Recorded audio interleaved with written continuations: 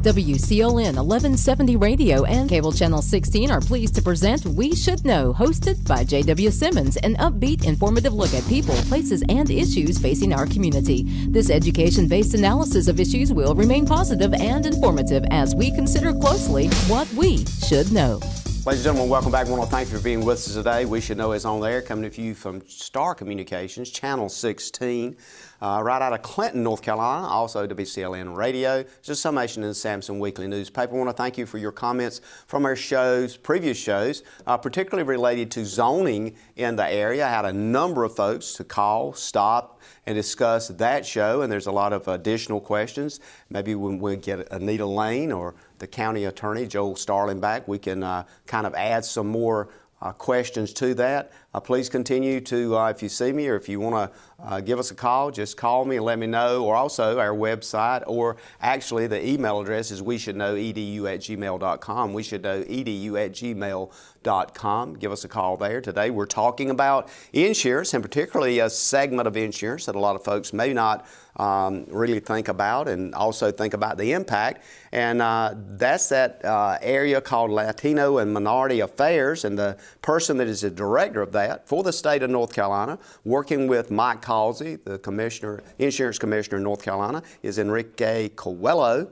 Enrique, you've been involved in various aspects of community, various aspects of things that's going on not only in this area. Now you're in a position statewide, trying to help people understand various aspects of insurance, with the Department of Insurance. The other thing I think is interesting is that since March 18 and being in this program, there's been a lot of things you've been exposed to. I want us to start this morning and kind of give us a kind of a big picture idea of some of the kinds of things you do with the Department of Insurance.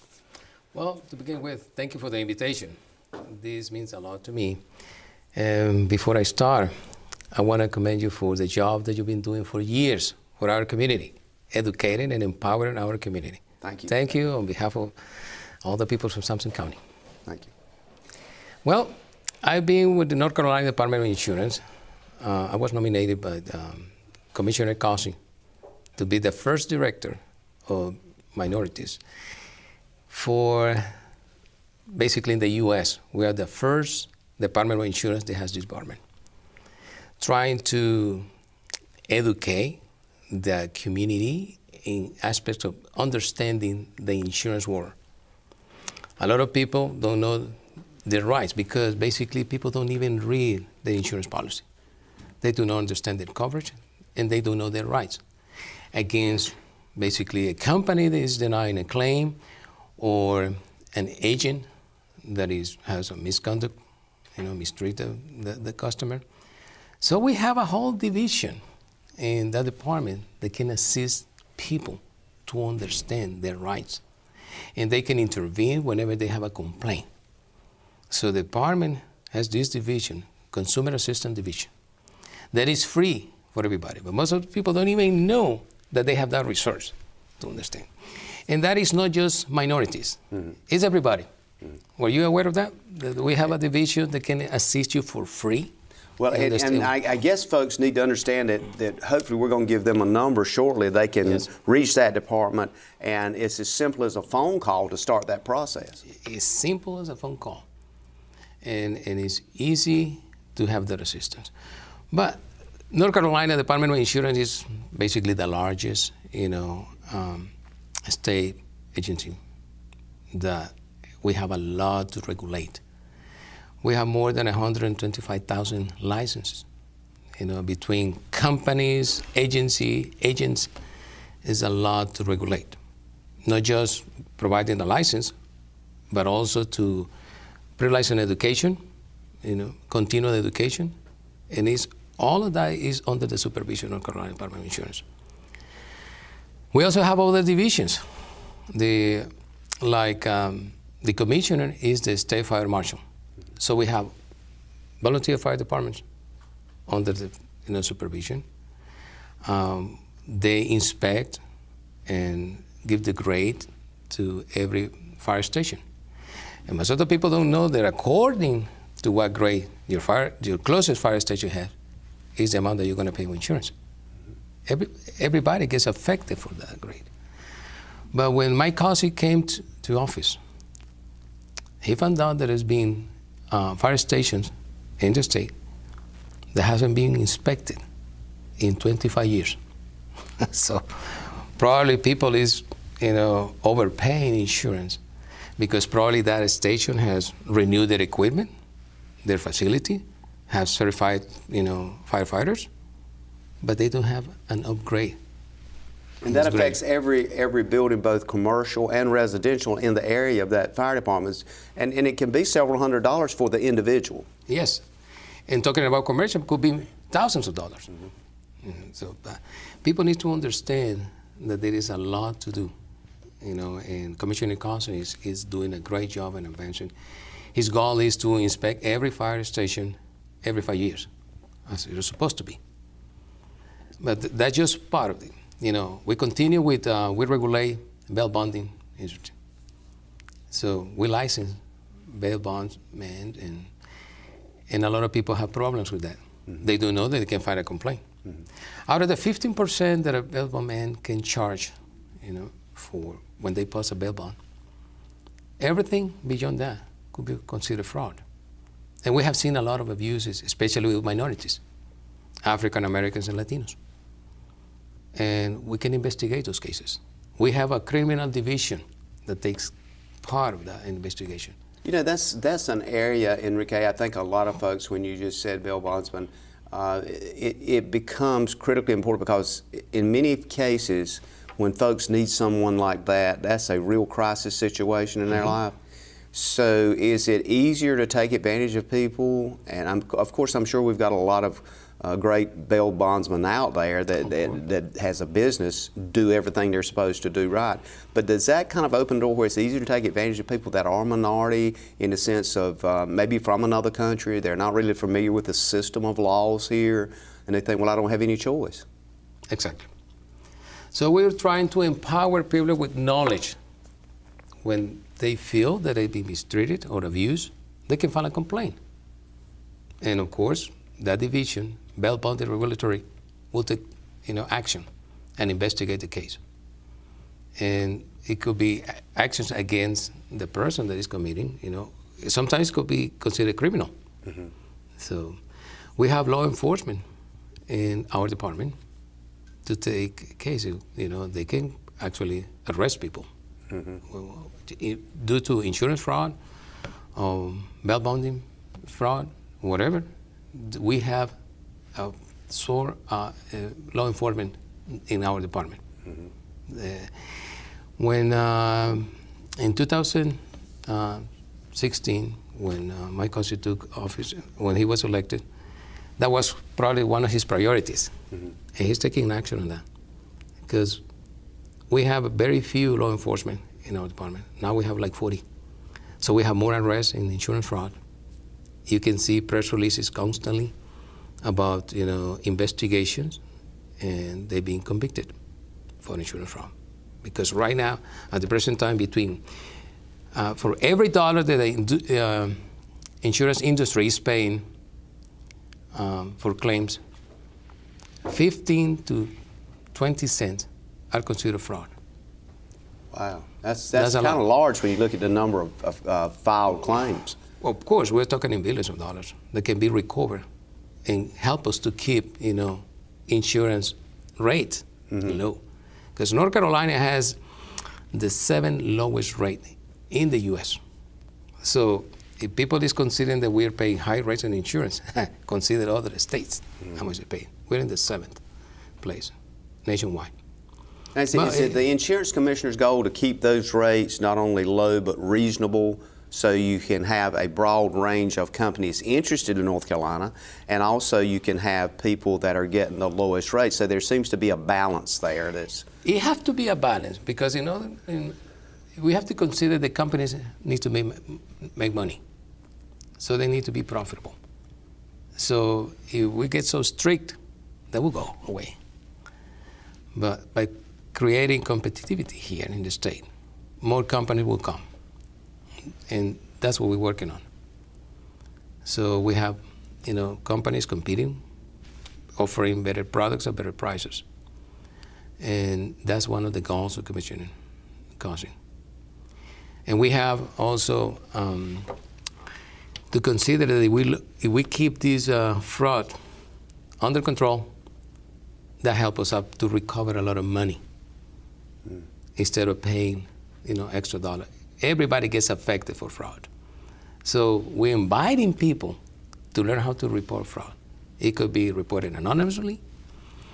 As long as you make that step and report fraud, you can be protected and not be part of the fraud.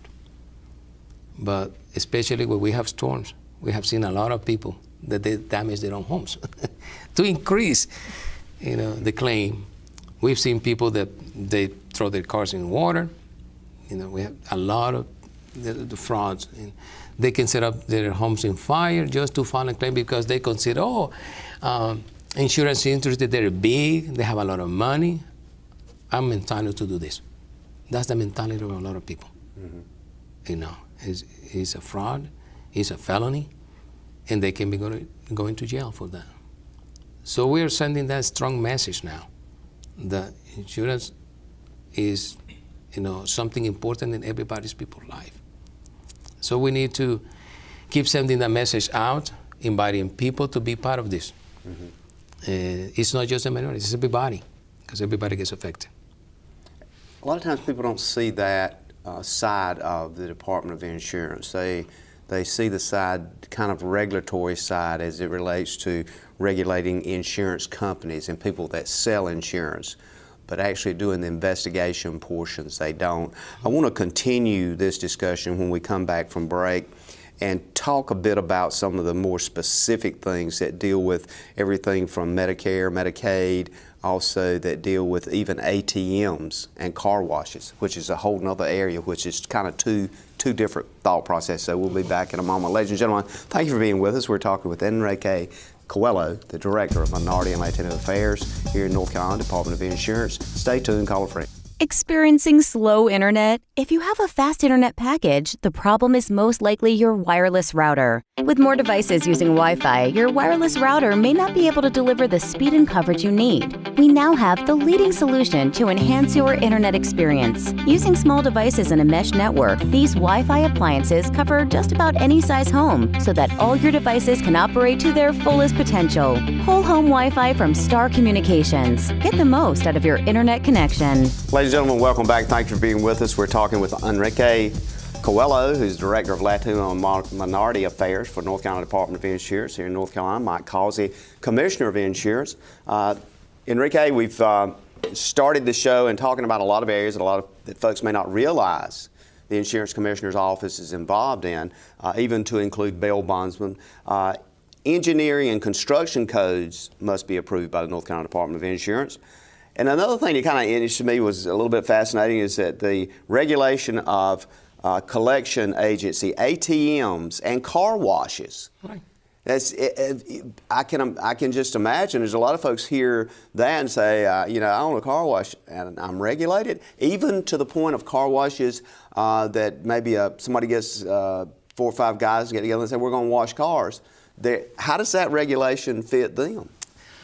Well, they have rules established by the legislator. So they just enforce whatever laws we have and implement all those laws and regulations to that type of businesses, as well as ATMs. They just enforce whatever laws are implemented for the area. And we have, like I said, this department is. What we regulate is huge. Even the Industrial Commission for Worker Compensation now is under umbrella. That's the newest acquisition of the North Carolina Department of Insurance. Well, in your position, it seems to me that there's a huge population of people, Latino members of the community, that make up a significant part of the workforce, particularly in agriculture. That is oftentimes what people depend on, not just necessarily for laborers in the field, but for folks that are working on corporate farms and these kinds of things.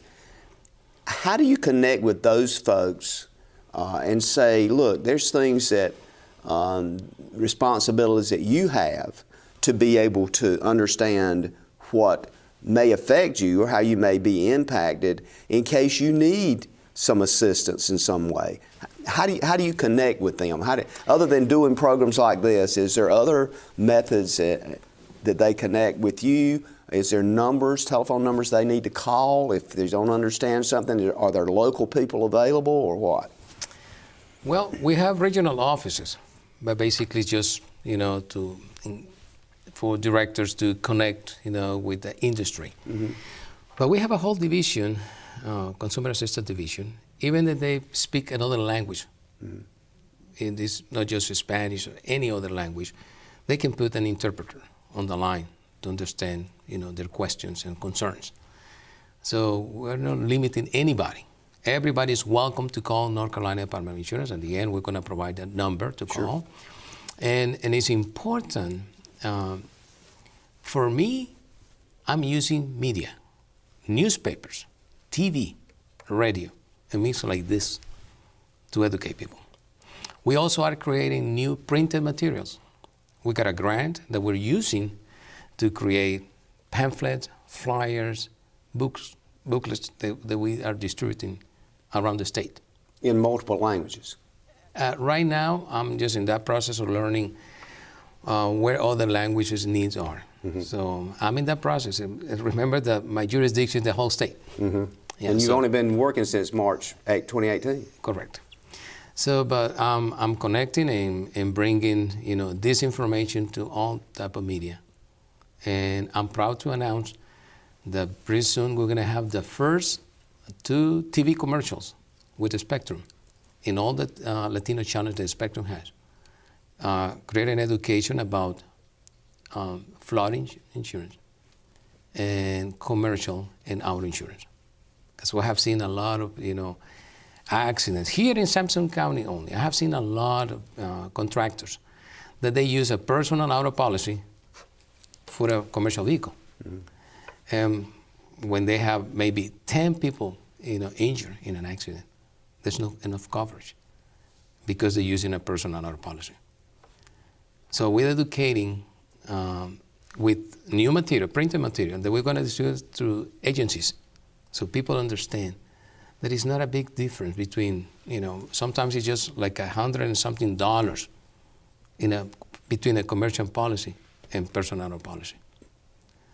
So we empower the people to use the resources, have the right coverage, because sometimes they wait, until an accident happens to learn that they have no coverage at all. And it's not because there's a bad company. It's because when they went and got this policy, when they signed that contract, they lie on purpose, or the agent didn't make any questions about what's going to be the use for this vehicle. Mm-hmm. It's a big difference between commercial and a personal auto policy. The amount of coverage are different, and the purpose of the vehicle is different. So the industry is just telling you the risk, and we want everybody to understand how they can get the right coverage. And there's also, again, this Consumer Assistance Division. Mm-hmm. We are here to make the people understand. And they have any doubts. If the agency where they purchasing this policy do not have a personnel, or the company don't have, because I have found companies that they do not provide assistance in other languages, but they can call the department. And they can mention the policy, send us a copy of the policy, and an expert will explain what the coverage is. Do you think insurance companies miss out on a lot of potential customers if they do not have Latino communications within their company to communicate with folks in particularly Spanish or other language, but the majority would be Spanish? How important is it to say to an insurance company, you might want to consider having somebody on your staff that can communicate in this language and market to that community, because we're talking hundreds of thousands of people. Exactly. And during the last floods that we have here in North Carolina, I found out there were a lot of companies that did not provide that type of assistance. for people that were trying to file claims. I say, no. I did those phone calls in person. And they say, well, they need to call us one interpreter on one line. And that was weird to me. A large company not providing that type of services. Well, like you said, they're missing the part. So, but we're trying to fill that gap. But even if we have, if they're busy, they're always going to have a way to, in any language, we're going to provide assistance. You know, so all the way they need to do is give us a phone call to help them to understand whatever question, whatever doubt they have. It's easy, you know. Well, and in rural areas, one of the things I have heard folks mention is that mobility is so critically important. You alluded to automobiles. The vehicles and the ability to get to work and to and from those kinds of places that people can employ is critical. But if they don't have the proper insurances, then they're in a situation where an accident occurs, they don't have insurance. You know, we're looking at a potential felony violations depending on how severe the accident was. Correct. A lot of people don't even know the companies offer different products in terms of insurance coverage. We know that most of the Latino living in the state of North Carolina have no legal status, so they don't have a driver license. But they have the need to drive. And you and I, we're sharing the road with people that have no license. But all of them, by law, they're required to have insurance in place. So we are trying to educate also how the industry works. There are companies that can sell you an insurance policy in your name, even if you don't have a license. You have the insurance on your name, and you can have the vehicle registered in somebody else's name. That you're getting that person just to register the vehicle with DMV. But the insurance policy can be in your name. So we have all sort of products that we want the people to understand that is available out there. All that they have to do is ask their agency, their agent, how can I do this? So they can have the right coverage. And nobody failed to have an insurance policy if they drive in a vehicle. Because everybody needs to... Talk to us a little bit about insurance and the responsibility of employers that may be employing people and they hand them the key to a work truck or some other vehicle and they say, you know, you can drive this home and then you can drive it back to work and those kinds of things. Does something need to be spelled out in their particular policies to make sure that that person is covered, even for injury that might affect them as an employee? Well, when you contract an insurance policy, you give your own declarations. Who's going to be driving the vehicle? Is it a commercial vehicle? Who is allowed to drive the vehicle? You can list all the drivers allowed to. You know, that's very important. Because insurance can deny a claim when you conceal information, when you hide the information also on purpose. So it is important to give the right information at the time signing that contract. And voluntarily bring that information forward. If you're not sure, let your agent know, or whoever that insurance person is, this is what I'm trying to accomplish. Now help me build that road to what I want to accomplish. Right. Most of the people quote insurance in terms of, you know, how much it's going to cost me. Absolutely. Not in terms Absolutely. how I have the right coverage for the purpose that I'm using this vehicle. And that's extremely important. It's based on declarations. It matters not what it's going to cost a month, but it matters what's going to be covered in case you actually need it. You have a claim. In that unfortunate situation, hopefully, that you have, and all of everything's in place, but so often it's not. Right. So this is one of the main purposes that I have, especially make people understand the difference between commercial and personal auto policies. Because we have seen a lot of complaints, people, oh, the company denied the claim. Okay, must be a reason for that.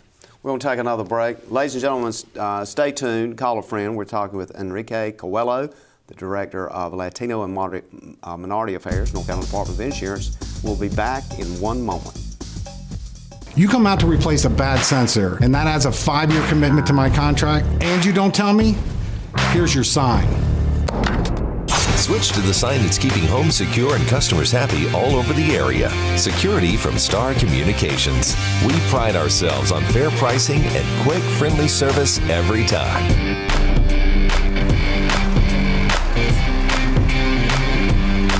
Somebody trying to break into this place? Security from Star Communications. Ladies and gentlemen, welcome back. Thank you for being with us today. We're talking insurance. We're talking with an individual that has kind of a statewide responsibility for Latino and minority affairs with the Department of Insurance, Enrique Coello. Enrique, you've been doing this since March 2018, trying to get people educated about some issues they need to understand about insurance. I want to go ahead and give a phone number out. This is a toll-free number. Folks can call, no cost to them. If they have questions, they have heard, maybe if they hear you say something on this show, they don't understand, they can call 855-408-1212. That's 855-408-1212, and that's a toll-free number to the Department of Insurance. What kind of calls that typically you get on that line? What is people asking? Well, see, there's areas that people don't know that we can assist also when somebody died and there was a life policy that is missing. They don't know it was written or where in the U.S. is that policy located. North Carolina Department of Insurance can help you to find, where the policy is, what's the company. Just last year, they were able to find like $5 million in these type of policies. People didn't know that they have, and they were out there. They just didn't know they existed. Yes. So all that's filed. It's filed. So when somebody knew that the relative mentioned that they have a life policy and they were the beneficiaries, and that person died and they don't know what it was, we can assist them to find the policy. And that simple number, again, is 855-408-1212. That's toll-free. You get the Department of Insurance. You get a live person. You get somebody here in North Carolina answering the phone. Correct. And I think that's important for folks to understand. Yes. If you call and it's not a machine. It's a person. You can also talk to somebody bilingual. That can speak Spanish if you need to communicate in Spanish. Not just Spanish, any language. And they can put an operator to translate over the phone to communicate. As simple as that. If somebody wants to call that number, I'm going to put some hypotheticals out there. If somebody wants to call that number and says, I want to check out a company, I'm looking at buying, say, a life insurance policy, and the name of the company, XYZ or ABC company, does the Department of Insurance have a way they can say, well, the rating on that company is plus, minus, up, down? Can you help them with that? Well, no, I don't know if they were allowed to say that, but they can tell them if that company is licensed in the state to do business. Because if you buy a coverage with a company that is not licensed in North Carolina, well, you may be losing your money. Because a lot of companies out there, they're just trying to sell for a cheap price an insurance policy that at the end have no benefit for you. And the fine print is critical. Yes. Because that fine print might have so many exclusions that you just bought something that is only going to pay if you're on a surfboard in the North Pole. Right. It's a little absurd, but it just... And they may say in that fine print that they're not licensed in the state of North Carolina. And that's a flag. Yes, but people don't read their policy. That's the problem. Most of the people don't take the time to read the entire policy. That is important. But you get bored by seeing the fine print. We live in a world now which mass communication is a given. We got social media, we got connectivity all over the world, we got folks sending us stuff. It looks great, website looks wonderful. People tend to click, punch, give them a number, and they draft much money out of their account. What's the risk we're looking at if we do that and we don't follow up? Well, everybody needs to understand how to get protected. This is part of what we're trying to do also. Part of the education that we're trying to do now is using social networks to, we constantly are sending messages in Twitter and Facebook. Our page is always updating what we're doing. We also promote, a week of awareness for certain programs. We constantly renewing, and every day there's new messages sent either by the commissioner or one department.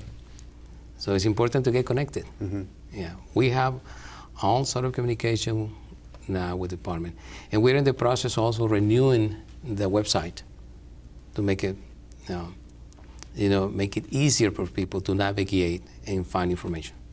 How big a problem do you have in getting folks to step up and connect with you or the Department of Insurance that says, well, I don't really want to get involved in that because I may be an illegal alien here. I don't want to put myself out there. I'm going to try to stay in the shadows. Is that shadow kind of people that we know exist, is that something that is changing? How do we deal with that? Because we're talking a huge number of people, if you look at some of the statistics, right. that are literally here. They're human beings. We all face the reality, you might be here illegally, but nobody wants to be left in the middle of the road, It's like that kind of thing. But if you are a consumer, if you Absolutely. have a policy, either life insurance, either auto insurance, commercial insurance, if a company sold you a policy, you're entitled to call. They won't ask, what your legal status in the country is. That's not part of it. Because you have a contract with that company. Yes. It matters not. It's only that we are providing information, and the company or the North Carolina Department of Insurance will intervene to see you've been treated right. And you're entitled to file a claim, and you have the right to file a claim. That's what we do. Not necessarily nobody's going to ask the person, what your legal status is in the country. That's not really what you're looking for. You're just looking to verify and validate that insurance. The rights of the consumer, whoever it is, especially with bail-bonded regulation. We have seen a lot of abuses because, these people of these agents, they take advantage of the ignorance of these consumers. Because they don't know what they don't know. Yeah. And sometimes they threaten their client. They say, Physical. They say, well, you can call the police because I'm going to call immigration on you. We have seen a lot of these. And so they're even more at fear, right, and become almost enslaved to whatever that person says do. Yes. Yeah, we have seen, scams in the thousands of dollars. And money that was collected that they have no right to ask, the client. Just exorbitant amounts. It's way beyond the norm for the industry. Right, yeah. So they start an investigation for the purpose. So if any person that is listening or watching this show and they have a problem with the bail bondsman, they can call us and file a complaint. When you look at the state, Enrique, from the sense of the Latino population in the state, where are the higher concentrations that the Latino communities, that you see more communities in the state? Is it in the eastern part of the state, Piedmont, mountains, southeastern? Where does the majority of those folks tend to habitate? Well, in terms of number, they're concentrated in the western part of the state, from the Triangle all the way to Charlotte.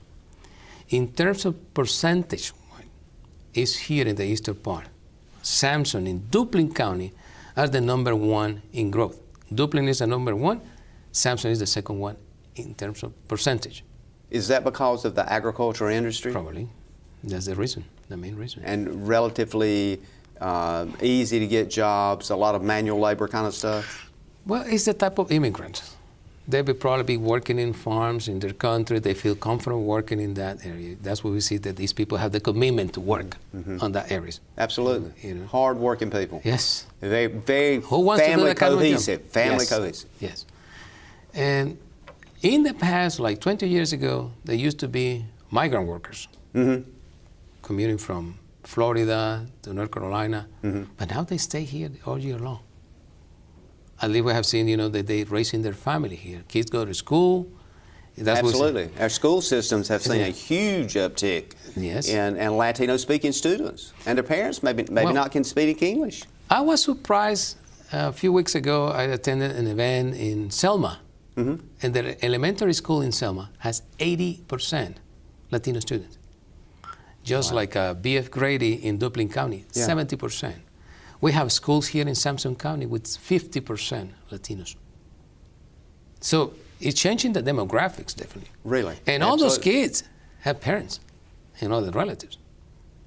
So we can be just blindfolded and not seeing the reality. Mm-hmm. It's changing the demographics dramatically in a real fast rate. So we have to admit it. This is here to stay. This is not going nowhere. Absolutely, absolutely. Yeah. So. And at least in your position now, as you indicated in your opening commentary, this is a unique position and a unique responsibility you have that's somewhat setting a standard to some degree for other states as they look at what insurance is and the impact on individuals' lives, is it not? Well, like I said, we're the first Department of Insurance in the U.S. having this new department. We're taking advantage of all the resources that we have and trying to address important issues. Like with the department, the Office of State Fire Marshal, mm-hmm. They have problems recruiting and retaining new firefighters. It's a crisis. They're losing about 600 firefighters per year. And the average age is, real old. You see every fire department in this area, a lot of these firefighters are between the 50s and 70s.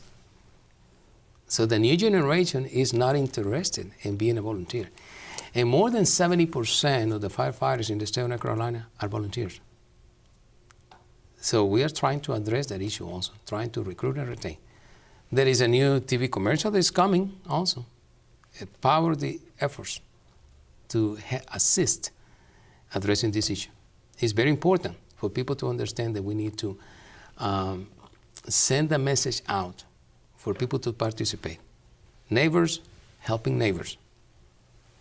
And I think that's kind of key to what we're talking about here. So when we come back, I want to kind of follow up on this idea of neighbors helping neighbors and kind of help us understand those neighbors that we might not know are our neighbors. Ladies and gentlemen, we'll be back in a moment. We're talking with Enrique Coello. To get the most out of your electronic devices, you need a strong internet connection and a protected home Wi-Fi network. You need high-speed internet from Star. Star has the fastest, most affordable high-speed internet service available for all your devices. We have no long-term contracts or high-pressure sales. Our service speaks for itself, and switching is hassle-free. We take care of everything with free installation from a local company. High-speed internet from Star. Internet at the speed of life.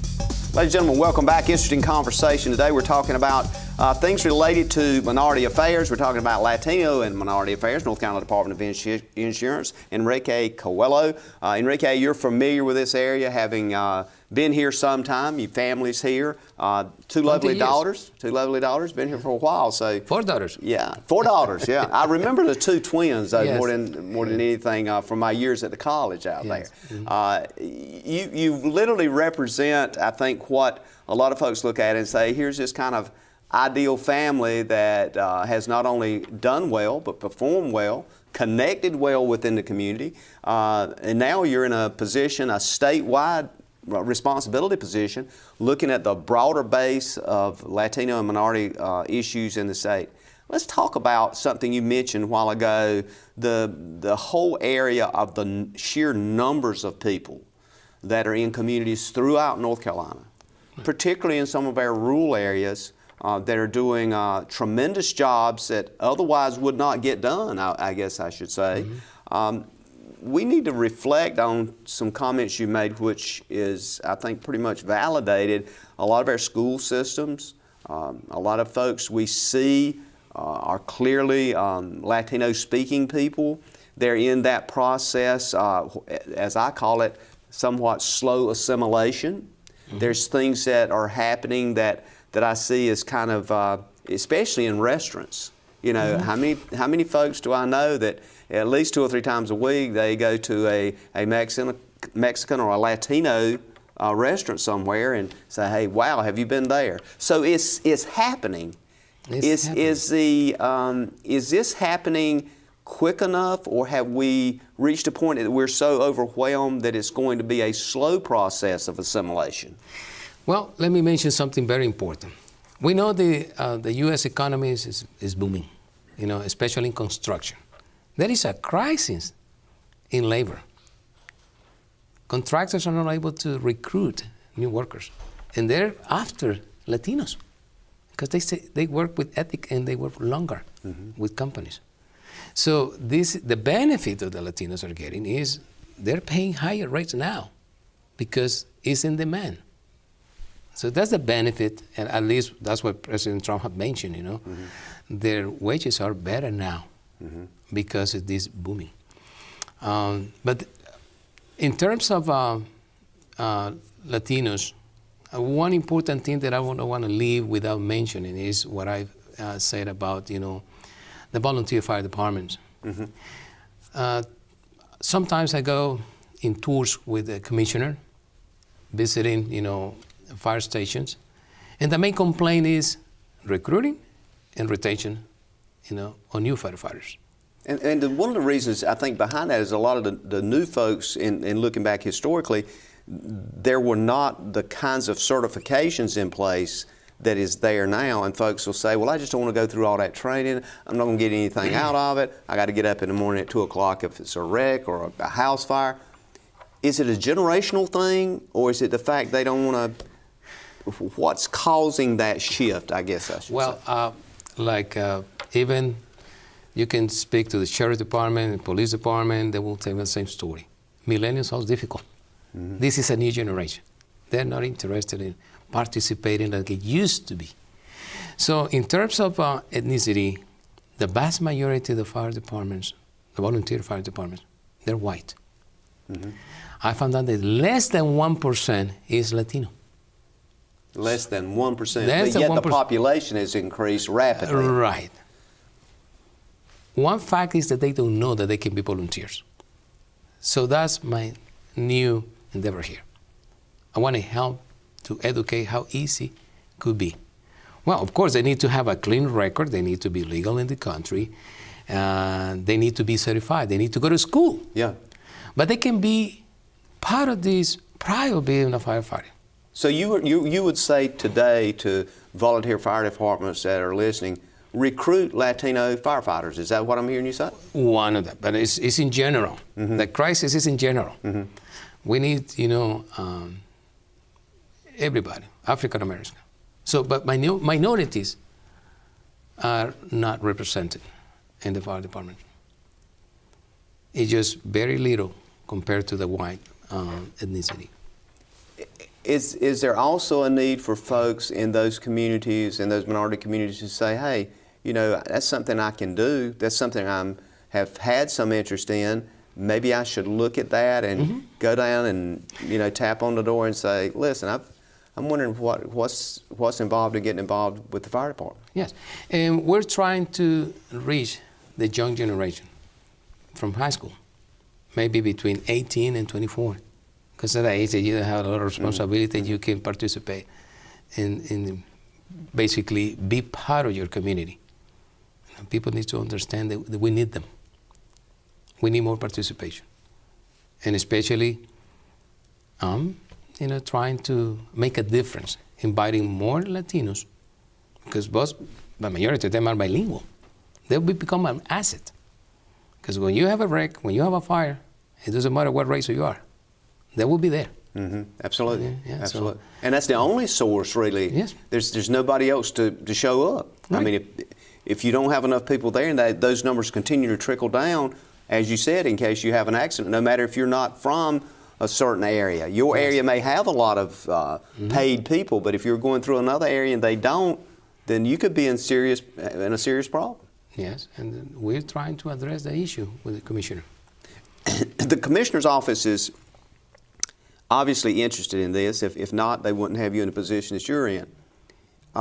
What is the willingness to go to communities and start these discussions, not necessarily a program like this, but other programs actually where you literally go to communities and sit down with folks and say, hey, here's some opportunities that exist, and try to figure out why those opportunities hadn't been seized upon or even looked at. How do community colleges fit with that as one of the major training organizations in our state? We're trying to increase the participation by creating not just printed material, media, TV. It's a whole campaign coming up pretty soon. You're going to see the increment in trying to address the problem. Mm-hmm. So educating, in what it takes to become a firefighter, a volunteer firefighter. Mm-hmm. Even that it is not a paycheck waiting for them, but it still is the way that it's been for generations. And the cost of pay all these firefighters is tremendous. So, but we need to still try to maintain the way that it's being and just inviting people to be part of it. So, like I said, the young generation is the one that needs to be educated. And the next step is creating that campaign directed to that young generation. How can and how much are you planning to use social media to help educate people, Facebook and other forms of social media? Well, and is that legitimate for that community of folks? I mean, we were talking about these 60, 70, 80% of Latino folks now are in public schools. Do they use social media as much as other people? Yes, we're using that, and we also we're working with the Association of Firefighters in the state in conjunction, we're creating this campaign. They're interested. We are interested in solving the problem. This has been going on probably from years. Like I said, I just have a meeting with the chief of the chair of the Firefighters Association, mm-hmm. and they said that they're losing 600, firefighters each year. And that should really give everyone pause when they hear that and hear you say that, because for people that are in rural communities particularly, and they think about because it's personal in these rural communities, those volunteer fire departments, those are people they know that's operating that. Those are people that's been through extensive training, firefighter 1 and 2. Mm-hmm. They've completed those courses voluntarily, not because of a demand, but they've done it because they want to improve their community. How do we take that sense of community and move it to the Latino community and minority community? See, this is a big part. Like you mentioned before, people, a lot of people think, how am I going to go to all this training and not getting paid? Mm-hmm. The same training, but, a paid firefighter. Same training. Same training. Yeah. Same state mandate, same requirements, yes. Same instructional certifications. But I'm sure there is still a lot of people that will be willing to participate if they just know how to do it. So we're trying to reach those ones. Yeah.